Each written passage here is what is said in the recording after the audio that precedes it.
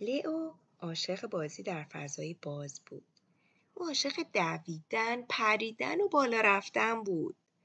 اما یه چیز بود که لئو اصلاً دوست نداشت.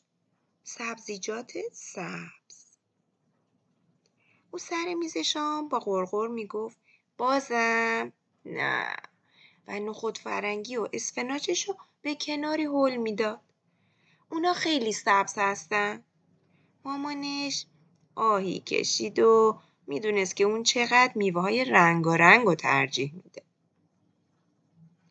یه صبح آفتابی لئو کمی بیحال از خواب بیدار شد. پاهاش سنگین به نظر میرسید و جهش صبحگاهی همیشگیش از بین رفته بود. او سعی کرد با ماشین اسباب بازیش بازی کنه. اما حتی اونم به نظر تلاش زیادی می آمد. مادر بزرگش نرگس اونو دید.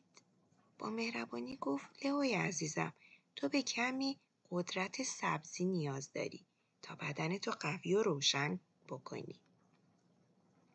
لئو گیج به نظر میرسی. قدرت سبزی؟ اون چیه؟ نرگس لبخند زد. این همان جادوییه که درون همه سبزیجات سبز خوشمزه هست و گاهی اوقات یادت میره بخوری. این جادو کلروفیل نام داره. اون بشقابی پر از چیزای سبز پرتراوت آورد. خیارهای ترد، کاهوی برگدار و لوبیای سبز روشن. اون توضیح داد کلروفیل همون چیزیه که به گیاهان رنگ سبزشونو میده و به اونا کمک میکنه تا انرژی خورشید رو جذب کنن. وقتی تو اونا رو میخوری، این کلروفیل به بدن تو کمک میکنه تا قوی و پر انرژی باشی. درست مثل یک ابرقهرمان کوچیک. لئو هنوز کمی مردد بود. یه لقمه کوچیک از لوبیای سبز برداشت. کرانچ. اینقدر هم بد نبود. سپس یه تیکه خیار. ملچ و ملوچ. واقعا تراوت بخش بود. با هر لقمه سبز لئو یه جرقه کوچیک احساس کرد. ابتدا در شکمش، سپس در بازوهاش و سپس هوش. یک انفجار انرژی در پاهاش.